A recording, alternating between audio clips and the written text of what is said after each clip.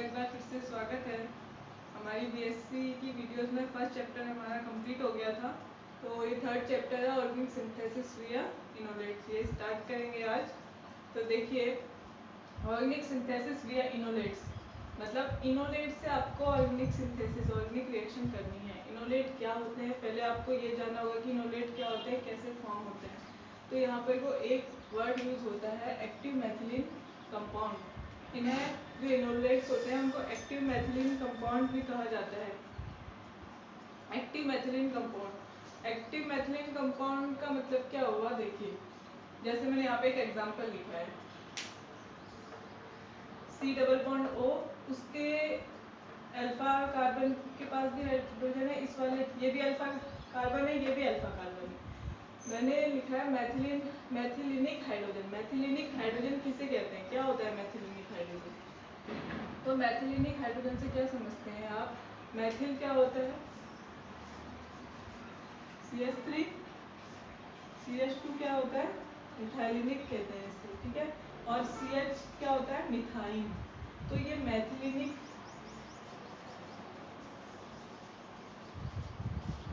ये वाला कहलाता है मैथिलीनिक, ठीक है।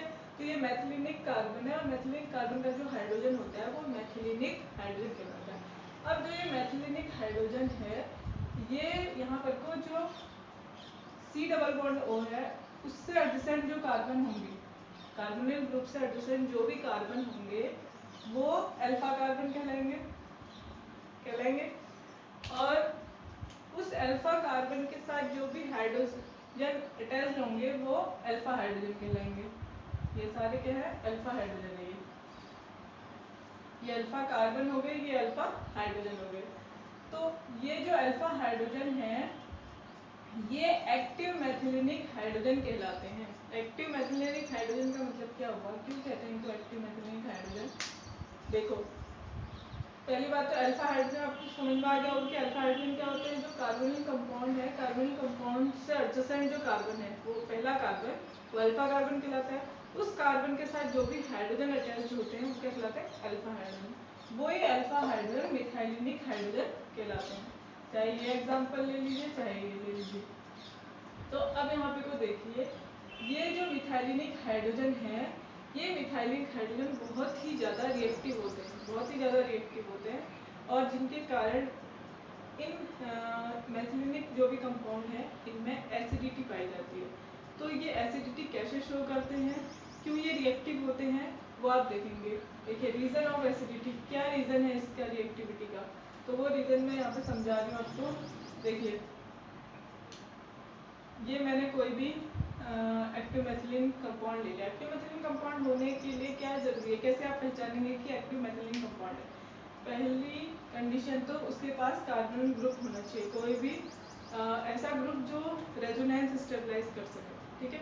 तो C double bond O carbonyl group है, ठीक है। और उसके पास अल्फा पोजीशन पे उसके पास कार्बन है और उस कार्बन के पास हाइड्रोजन होनी चाहिए। मेन कंडीशन क्या कहा मैंने, कार्बोनिल ग्रुप होना चाहिए, कार्बन ग्रुप से अटैच्ड अल्फा कार्बन होना चाहिए और अल्फा कार्बन के पास भी हाइड्रोजन होने चाहिए, तभी वो एसिडिक या एसिडिटी शो कर पाएगा, ये एक्टिव मैथिलीन ग्रुप कहलाएगा, ठीक है। तो मैंने कोई एग्जांपल ले लिया यहाँ पर को, जैसे देखिए ये C डबल बॉन्ड था कार्बन कंपाउंड, उसके एडजेसेंट मैंने एक कार्बन ले लिया जिसके पास एक हाइड्रोजन है। तो इसका मतलब ये है कि ये एक्टिव मैथिलीनिक कंपाउंड है। अब ये कैसे एसिडिटी शो करता है, कैसे ये एक्टिव कहलाता है, क्यों रिएक्टिविटी शो करता है, ये देखेंगे। देखिए, सबसे पहले क्या होगा, मेन क्या है जो इसका कारण है, इनका एसिडिटी शो करने का मेन कारण क्या है, जो C डबल बॉन्ड O ये पूरा जो ग्रुप है ये इलेक्ट्रॉन विड्रॉइंग ग्रुप की तरह बिहेव करता है। किसकी तरह बिहेव करता है, इलेक्ट्रॉन विड्रॉइंग ग्रुप। जब इलेक्ट्रॉन विड्रॉइंग ग्रुप आपने पढ़े होंगे तो हमने देखा था एल्डिहाइड, कीटोन, कार्बोनिल, ये इलेक्ट्रॉन विड्रॉइंग ग्रुप होते हैं। तो ये वाला पूरा ग्रुप क्या हुआ, इलेक्ट्रॉन विड्रॉइंग ग्रुप। तो जो इलेक्ट्रॉन विड्रॉइंग ग्रुप होते हैं उनका काम क्या होता है, इलेक्ट्रॉन को विड्रॉ करना। तो ये अब देखो C डबल बॉन्ड O है, तो O और C में मोर इलेक्ट्रोनेगेटिव कौन है, ऑक्सीजन। तो इसका रीजन ये भी है कि यहाँ कार्बन और ऑक्सीजन के बीच में इलेक्ट्रोनेगेटिविटी डिफरेंस बहुत ज़्यादा होता है। यही हम एल्केन में देखेंगे, सिंपल एल्केन में तो वहाँ तो हमें कोई इलेक्ट्रोनेगेटिविटी डिफरेंस नहीं दिखता है, इसलिए वहाँ कोई भी एसिडिटी एल्केन शो नहीं करते।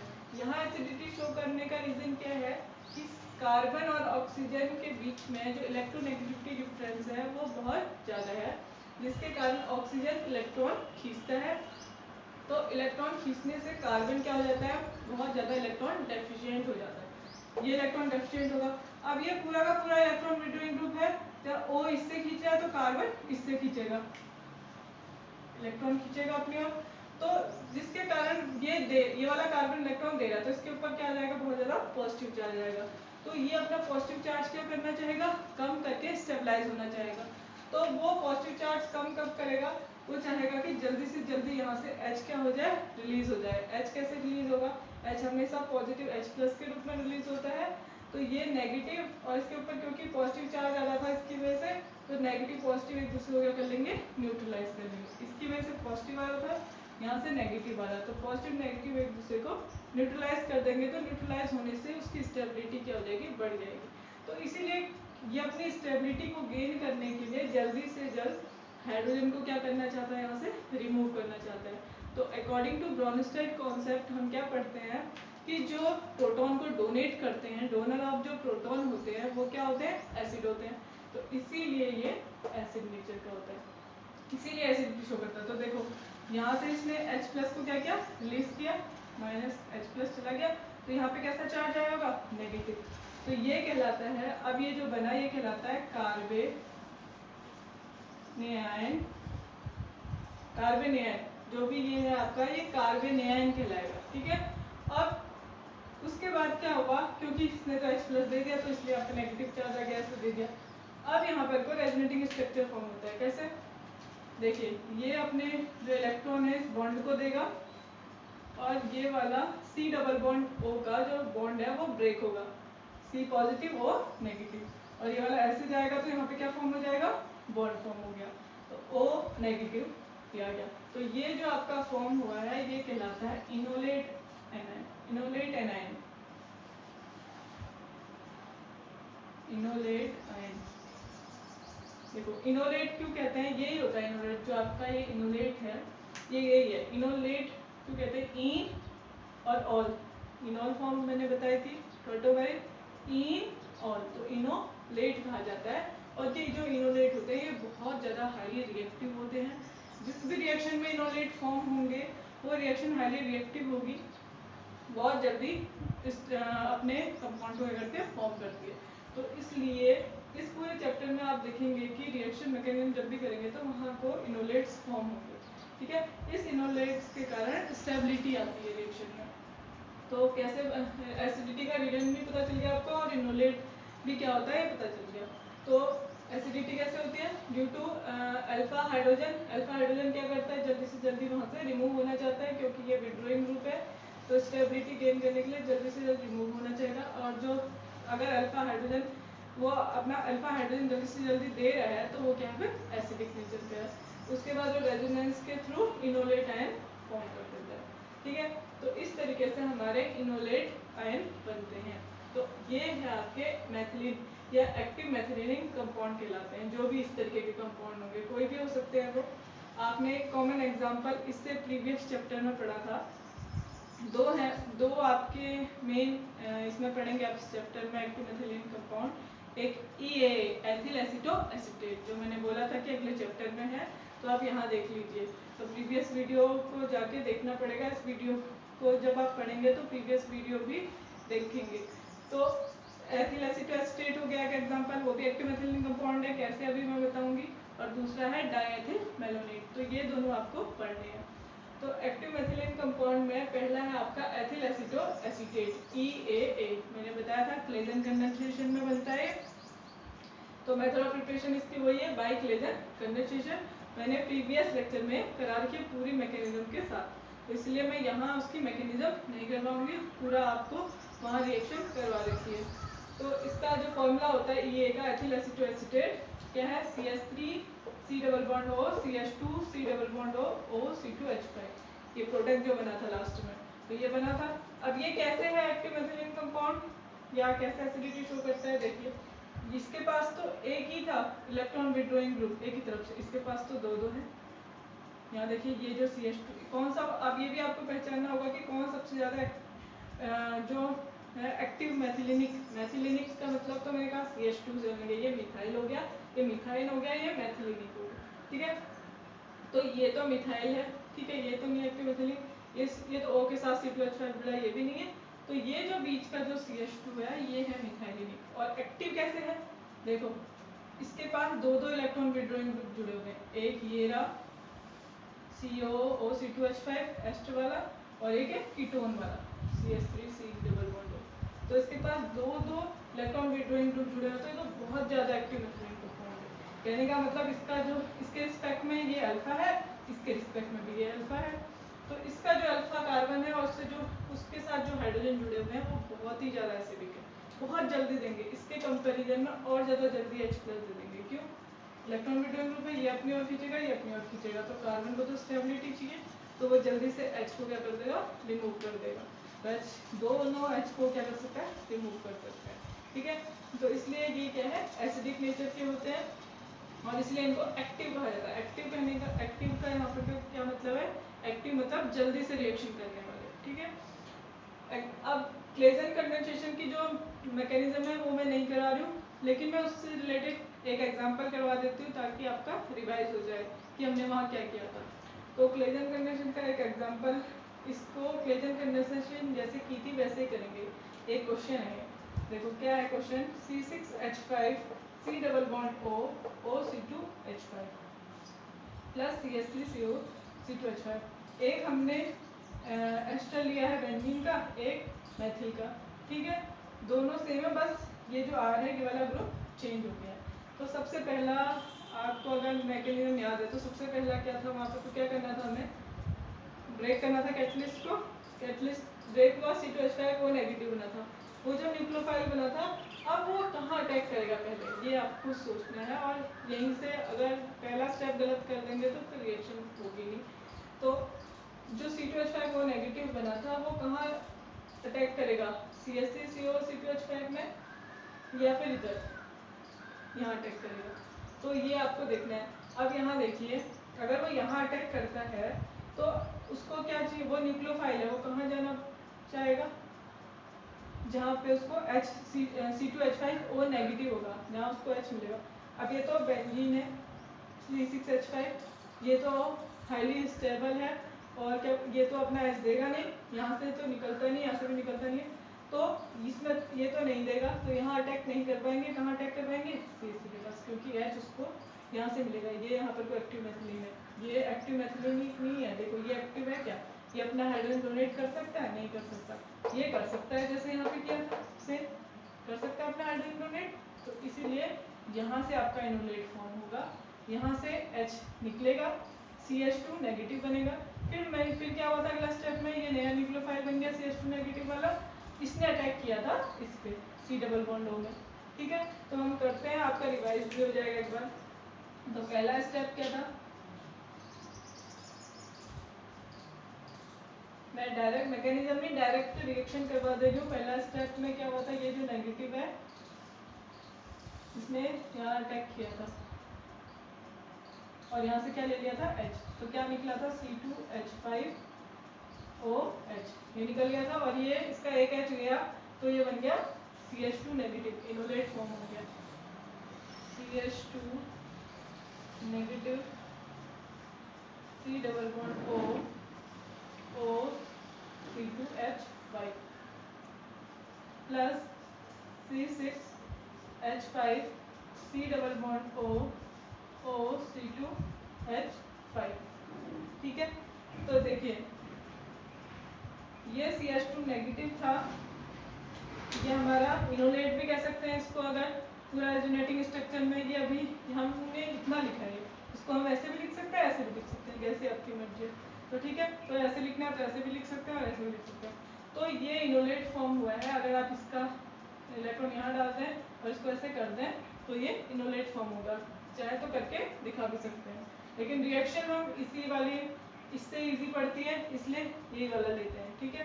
तो अब आप क्या करेंगे, अगले स्टेप में क्या होगा, ये नया न्यूक्लियोफाइल बन गया, ये जो CH2 नेगेटिव है, आपके इलेक्ट्रॉन रिच है तो कहाँ जाना चाहेगा, इस वाले कंपाउंड में किस पे अटैक करेगा, जो सबसे ज़्यादा इलेक्ट्रॉन डेफिशिएंट है। तो देखो ये कार्बन मोर इलेक्ट्रॉन डेफिशिएंट है क्योंकि O जुड़ा हुआ है, तो ये बॉन्ड टूटेगा यहाँ पर को, तो C पॉजिटिव और O नेगेटिव, तो जो C पॉजिटिव है इसके पास चले जाएगा CH2। ओके, तो CH2 इसके पास चला गया। अब देखो ये कंपाउंड यहाँ पे आके जुड़ जाएगा, तो क्या बनेगा,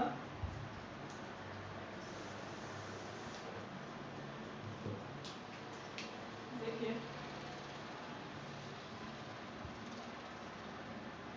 यहाँ से लिखूंगी C6H5 C double bond O,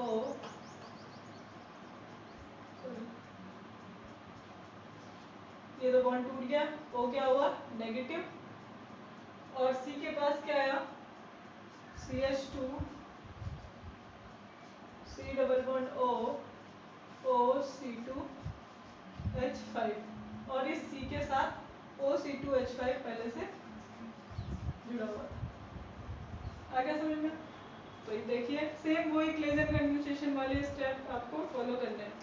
उसके बाद नेक्स्ट स्टेप क्या होता है, अब हमें क्या करना है, इसको स्टेबलाइज करना है। तो ये अपने इलेक्ट्रॉन इसको देगा और वहीं उसी टाइम यहाँ से C2H5 O नेगेटिव निकल जाएगा, क्योंकि वो वैसे भी कैटलिस्ट था, ये वहाँ पे हमने लिया था उसे निकलना ही है। तो माइनस का C2H5O नेगेटिव, और यहाँ पे को क्या हो गया, देखो C6H5 C double bond O हो गया, CH2 C double bond O और C2H, तो आपका ये प्रोडक्ट फॉर्म होगा। बस इजी है। तो ऐसे करके आप कोई भी एक्टिव मेथिलीन कंपाउंड की रिएक्शन कर सकते हैं क्लेजन कंडेंसेशन की जो स्टेप है उसको फॉलो करके। सेम तो वही आपको दिया होगा C2H5O नेगेटिव, और इस तरीके से ये यहाँ पे तो HCl दिया होगा, ठीक है। तो HCl क्या करेगा, यहाँ से तो इसको निकालेगा, सॉरी इसको निकालने का काम करेगा, C2H5O नेगेटिव OH के रूप में निकल जाएगा इसके पास C2H5O, ठीक है। तो इस तरीके से आपका प्रोडक्ट फॉर्म हो जाएगा। तो पहले हमने क्या किया, जो C2H5O नेगेटिव था उसने इस पे अटैक किया, क्योंकि ये एक्टिव मेथिलीन कंपाउंड है, ये वाला हाइड्रोजन एसिडिक होगा इसके कंपैरिजन में, तो ये अपना एस दे देगा और CH2 बना लेगा, CH2 नेगेटिव और बाकी से। फिर ये CH2 नेगेटिव जो है ये इसके C डबल बॉन्ड O के कार्बन पे अटैक करेगा, क्योंकि मोर डेफिशिएंट है, इस पे अटैक करेगा तो ये फॉर्म होगा। उसके बाद HCl डालेंगे तो यहाँ से OC2H5 निकल जाएगा, और ये अपने इलेक्ट्रॉन यहाँ दे करके क्या बना लेगा, या ऐसे भी कह सकते हो कि ऐसे निकला तो C के ऊपर पॉजिटिव आया, पॉजिटिव और नेगेटिव क्या बन गया, बॉन्ड फॉर्म हो गया और आपका प्रोडक्ट फॉर्म हो गया। तो इस तरीके से आपको रिएक्शन करना है। तो मेथिलीनिक हाइड्रोजन क्या होता है, ये तो इजी है, समझ में आ गया होगा। मेथिलीनिक हाइड्रोजन मतलब C डबल बॉन्ड O के एडजेसेंट जो हमारा कार्बन है, अल्फा कार्बन, उसके पास जो हाइड्रोजन होंगे वो मेथिलीनिक हाइड्रोजन कहलाएंगे।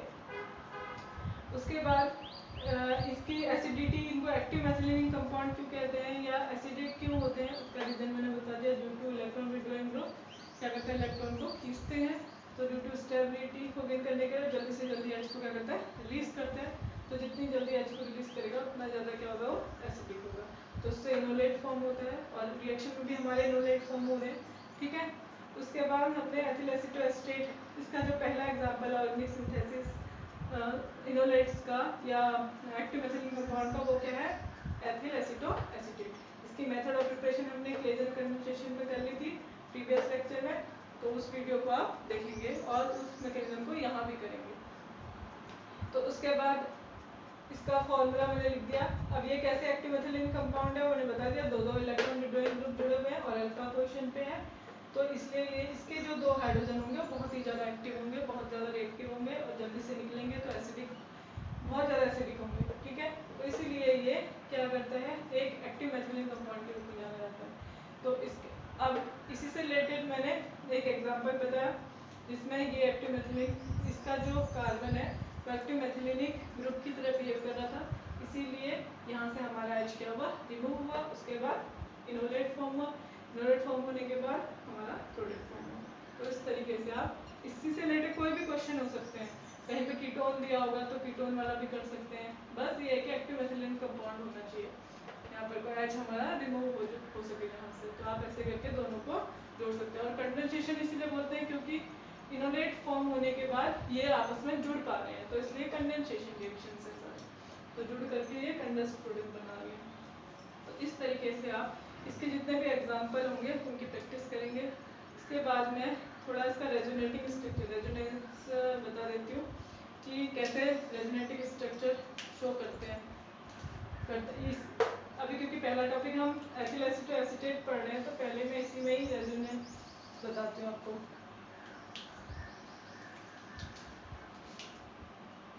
रेजोनेंस कहिए चाहे टॉटोमेरिक, कैसे टॉटोमेरिक शो करते हैं। CH3 C11O CH2 OC2H5। अब देखिए टॉटोमेरिक में पढ़े हम, हेडिंग डाल देना टॉटोमराइजेशन इन एथिल एसीटोएसीटेट।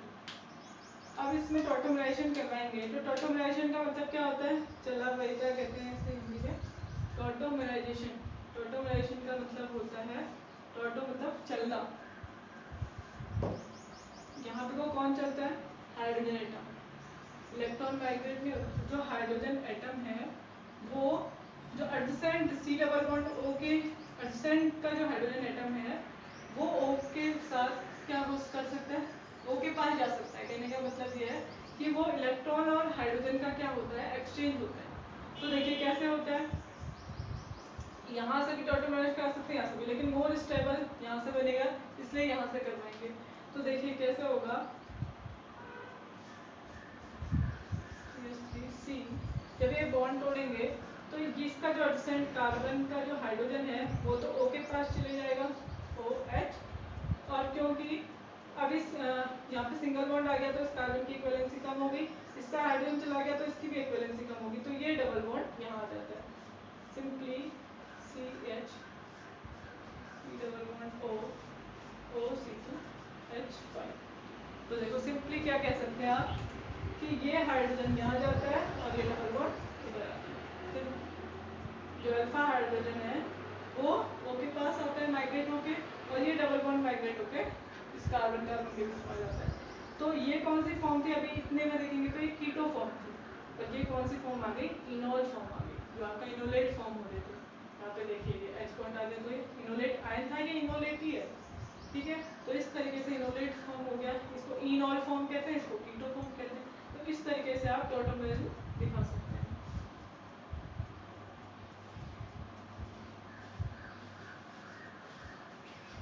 ये इनोल फॉर्म होगी और ये कीटो फॉर्म होगी। तो इस तरीके से आप टॉटोमेरिज्म दिखाएंगे कि इनोल कीटो फॉर्म किस तरीके से इनोल फॉर्म में कन्वर्ट होती है। तो एथिल एसीटेट के बारे में इसकी मैकेनिज्म मैंने पहले बताई थी, उससे रिलेटेड एक एग्जांपल करवा दिया ताकि आपका वो रिवाइज हो जाए, और टॉटोमराइजेशन भी बता दी। अब इसके बाद हम इसकी कुछ प्रॉपर्टीज देखेंगे कि कैसे हम यूज करेंगे एथिल एसीटेट को। तो पहले इतना नोट डाउन कर लीजिए या स्क्रीनशॉट ले लीजिए।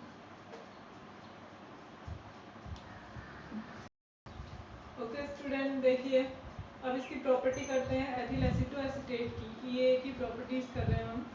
तो देखिए उसकी कैसे हम रिएक्शन करवाएंगे। तो इसका जो मेन प्रॉपर्टी है इसकी, वो आपके अभी आगे आप कुछ कंपाउंड आएंगे, सक्सेनिक एसिड, ग्लूटारिक एसिड, बहुत ज़्यादा। और ये जो चैप्टर है ये बहुत ज़्यादा इंपॉर्टेंट है, तीनों चैप्टर में सबसे ज़्यादा इंपॉर्टेंट चैप्टर यही है, और इससे बहुत ज़्यादा रिएक्शन पूछी जाती है। तो बहुत अच्छे से पढ़ना है इसे, बहुत डीपली, इसलिए मैंने आपको हर चीज़, छोटी छोटी चीज़, हर चीज़ बता दी है। तो इससे रिलेटेड जितने भी आपको अगर कोई क्वेरी होती है तो कमेंट में पूछिएगा। तो जो एथिल एसीटोएसीटेट है उसकी जो मेन प्रॉपर्टी है वो है हाइड्रोलाइसिस, कि इसका हाइड्रोलाइसिस कैसे किया जाता है, और इसका यूज़ अभी आपके आगे की रिएक्शंस में भी होगा। तो इसे बहुत अच्छे से देखिएगा और सीखने की कोशिश कीजिएगा, कि आगे आपको खुद ही करना है। ये बीच का किसी रिएक्शन में आप एज अ स्टेप इसको लेके चलेंगे। तो अभी मैं इसको सिखा रही हूँ कि कैसे आप हाइड्रोलाइसिस करेंगे एथिल एसीटोएसीटेट का। तो देखिए हाइड्रोलाइसिस जो एथिलेस्टोएस्टेट के जो हाइड्रोलाइसिस है वो मेनली 3 तरीके के होते हैं। एक तो नॉर्मल हाइड्रोलाइसिस करवा दिया, एक कीटोनिक होता है और एक होता है एसिडिक। तो नॉर्मल वाला तो हमें ज़्यादा यूज़ नहीं होता है, तो हमारे जो मेन दो हैं वो है एक एसिडिक हाइड्रोलाइसिस और एक है कीटोनिक हाइड्रोलाइसिस। एसिडिक हाइड्रोलाइसिस का मतलब क्या हुआ कि जिसमें हमारा एसिड फॉर्म होगा, और कीटोनिक हाइड्रोलाइसिस का मतलब ये हुआ कि जिसमें हमारा कीटोन फॉर्म होगा। तो लेकिन दोनों में हमें जो रिएजेंट है वो चेंज करने पड़ेंगे कि कैसे कीटोन फॉर्म होगा और कैसे एसिड फॉर्म होगा। तो देखिए पहले हम, अगर हमें कीटोनिक हाइड्रोलाइसिस कराना है, अगर हमें एथिल एसीटोएसिटेट से क्या चाहिए, कीटोन चाहिए, तो क्या करेंगे हम, एथिल एसीटोएसिटेट ये है, इसका कीटोनिक हाइड्रोलाइसिस कराना है तो क्या लेना है, हाइड्रोलाइसिस कराना है तो ऑब्वियसली H2O तो लेना ही पड़ेगा, H2O ही जुड़ेगा। और उसके साथ जो आप लेंगे रिएजेंट वो लेंगे बेस या एसिड, KOH ले सकते हैं बेस में या NaOH ले सकते हैं कोई भी, ठीक है, और या फिर एसिड ले सकते हैं। लेकिन मेन जो इसका फैक्ट है कि वो क्या, उनकी कंडीशन क्या है कि डाइल्यूट एक्वस, ये डाइल्यूट होना चाहिए और एक्वस, डाइल्यूट एक्वस KOH लेंगे, कंसंट्रेट नहीं लेंगे यहाँ पे कोई, तो ओनली डाइल्यूट एक्वस KOH या NaOH एसिड या बेस यूज़ करेंगे, ठीक है। तो ये इसका रिएजेंट है, इसे यूज़ याद कर लेना कि कीटोनिक हाइड्रोलाइसिस के लिए हमें H2O डाइल्यूट एक्वस KOH या NaOH या कोई एसिड चाहिए, ठीक है। तो आप इसका हाइड्रोलाइसिस करते हैं। देखिए हाइड्रोलाइसिस का मतलब क्या होता है, H2O को जोड़ना, जो कि आपने सीख रखा है कि कैसे जोड़ते हैं, फिर भी कीटोनिक हाइड्रोलाइसिस में कैसे जोड़ेंगे मैं बता दूँ। तो देखिए इसमें H2O जोड़ेंगे। अब H2O कैसे जोड़ा जाता है कीटोनिक हाइड्रोलाइसिस में, देखिए ये हमारा कंपाउंड लिख दिया। अब इस H2O को आपने ऐड करना है, तो कैसे ऐड करेंगे, देखिए हाइड्रोलाइसिस में क्या होता है, बॉन्ड ब्रेक होते हैं और H2O जॉइंट होता है, ठीक है। मेनली हम HOH करके जॉइंट करते हैं, लेकिन कीटोनिक हाइड्रोलाइसिस में देखिए कैसे जॉइंट करेंगे। ये वाला बॉन्ड ब्रेक होगा एक, ये जो C डबल बॉन्ड एस्टर वाला है वो वाला C डबल बॉन्ड ही ब्रेक करेंगे, इसमें कोई भी हाइड्रोलाइसिस नहीं होगी। जहाँ C2H5O एस्टर वाला होता है वहीं पर को हाइड्रोलाइसिस होगा आपका, इधर हाइड्रोलाइसिस नहीं होगा, यहाँ मत कीजिएगा। तो यहाँ पे को अगर आप हाइड्रोलाइसिस करेंगे तो एक बॉन्ड यहाँ ब्रेक होगा, एक बॉन्ड यहाँ ब्रेक होगा। तो देखिए क्या करेंगे, H2O को कैसे जोड़ेंगे, H, एक H इधर पे, O इधर और H इधर पे, देखिए इस तरीके से हमने लिख दिए HOH, मतलब ये दोनों बॉन्ड हमने ब्रेक किए तो 3 पार्ट में डिवाइड हो गया, 1 2 3 में। एक के पास H, दूसरे के पास O और तीसरे के पास फिर H, H2O जॉइंट कर दिया। तो बस अब इसके साथ लिखना है क्या कंपाउंड बना, ये ब्रेक किया तो CH3 C double bond O, CH2 और एक H क्या हो गया CH3, यानी कि CH3 C double bond O CH3 form हो गया हमारा। ऐसे ही ये C डबल बॉन्ड O के साथ एक और O आ गया तो क्या फॉर्म हो गया हमारा, सॉरी यहाँ पे तो क्या फॉर्म हो गया हमारा CO2, क्या फॉर्म हो गया CO2 फॉर्म हो गया, ठीक है। CO2 निकल गया, हीट कर रहा है तो हीट करके भी निकाल सकते हैं और डायरेक्ट ये करके भी निकाल सकते हैं, ठीक है। तो हीट करेंगे H2O डालने के बाद तो ये CO2 निकलेगा, यहाँ से क्या निकल गया एसीटोन निकल गया। अब देखिए एक H इसके पास आ गया C2H5OH और एथिनॉल निकल गया। तो इस तरीके से आपका देखो कीटोन फॉर्म होगा। कौन सा कीटोन है, इसका नेम क्या है, एसीटोन, तो एसीटोन फॉर्म हो गया। तो इस तरीके से आप कीटोनिक हाइड्रोलाइसिस कराएंगे। अभी आप जब सक्सेनिक एसिड बनाएंगे, सॉरी कुछ भी ब्यूटेनॉन प्रोपेनॉन बनाएंगे अभी एथिलेस्टोएस्टेट से, तो वहाँ पे को आपको ये स्टेप याद रखना पड़ेगा कि कैसे हमने कीटोनिक हाइड्रोलाइसिस करवाया था। तो बस मेन याद क्या करना है, सिर्फ रिएजेंट याद करना है, बाकी तो हाइड्रोलाइसिस इजी है HOH। तो रिएजेंट क्या है, H2O oblique dilute aqueous KOH या NaOH, मतलब एसिड भी ले सकते हैं और बेस भी ले सकते हैं। अब दूसरा है आपका एसिडिक हाइड्रोलाइसिस। एसिडिक हाइड्रोलाइसिस भी सेम ऐसे करेंगे, बस रिएजेंट चेंज हो जाएगा, CH2 4C2 H5। अब यहाँ पे को जो आपका रिएजेंट लिया जाता है H2O तो होगा ही होगा, हाइड्रोलाइसिस है तो बस यहाँ पे को आपको लेना है अल्कोहलिक कंसंट्रेटेड, देखो यहाँ डाइल्यूट दिया था, यहाँ कंसंट्रेटेड, अल्कोहलिक कंसंट्रेटेड NaOH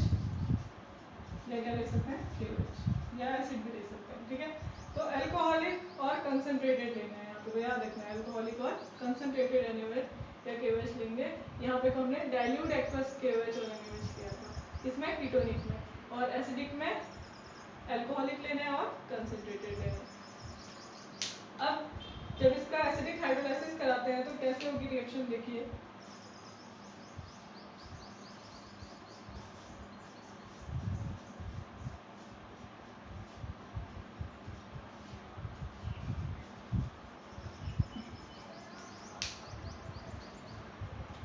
तो सेम जैसे वहाँ कर रहा है। अब यहाँ तो हमने कीटोनिक हाइड्रोलाइसिस में ऐसे जोड़ा था HOH, और इसका कोई भी हाइड्रोलाइसिस नहीं हुआ था क्योंकि यहाँ पर एसिडिक हाइड्रोलाइसिस में हमने अल्कोहलिक कंसंट्रेटेड NaOH और KOH ले लिया है, तो ये कंसंट्रेटेड NaOH हाईली रिएक्टिव होता है, तो इसीलिए ये इसको भी हाइड्रोलाइज कर देगा, इसको भी हाइड्रोलाइज कर देगा। ठीक है, तो हाइड्रोलाइज करेंगे, इसका मतलब ये वाला बॉन्ड भी ब्रेक होना है और ये वाला बॉन्ड भी ब्रेक होना है। ठीक है, तो यहाँ आएगा आपका H, यहाँ OH। देखो एसिडिक हाइड्रोलाइसिस ऐसे करते हैं HOH, यहाँ H, इधर OH, दोनों तरफ हो गया। जहाँ पे भी कार्बोनिक कंपाउंड था वहाँ पे तो हमारा हाइड्रोलाइसिस हो गया। तो ये बॉन्ड ब्रेक हुआ, यहाँ H जुड़ गया, यहाँ OH, ये बॉन्ड ब्रेक हुआ, ये H, ये OH। उसके बाद क्या करेंगे, बस अब जो हमारा कंपाउंड फॉर्म हुआ है उसे लिखेंगे CH3 C double bond O, और ये क्या हो गया OH। फिर CH3 C double bond OH, देखो CH2 के पास H आया, H C double bond OH, CH3 C double bond OH, तो दो मॉलिक्यूल तो हमारे एसिटिक एसिड के मिल गए, और प्लस C2H5O। इजी है। तो देखिए हमारा एसिडिक हाइड्रोलाइसिस में एसिड फॉर्म हो गया, कीटोनिक हाइड्रोलाइसिस में कीटोन, C2H5OH दोनों में निकला है। तो इस तरीके से आप कीटोनिक हाइड्रोलाइसिस, इस तरीके से आप एसिडिक हाइड्रोलाइसिस करेंगे। ये बहुत इंपॉर्टेंट है, इसे अच्छे से सीखिएगा क्योंकि इसका बहुत ज़्यादा यूज़ होगा अभी रिएक्शंस में, और ये इंडिविजुअली भी पूछा जा सकता है, एसिडिक हाइड्रोलाइसिस और कीटोनिक हाइड्रोलाइसिस बताइए EA का। तो इस तरीके से आप करेंगे। आज के लिए इतना ही। अगली वीडियो में इससे रिलेटेड जितनी भी रिएक्शन है, सक्सेनिक एसिड बनाना, ब्यूटेरिक एसिड बनाना, बहुत पूछा जाता है, एडिपिक एसिड बनाना या ब्यूटेनॉन प्रोपेनॉन बनाना इससे, तो वो सब चीज़ें हम अगली वीडियो में करेंगे। तो अगर वीडियो अच्छी लगे तो लाइक कीजिएगा एंड शेयर कीजिएगा।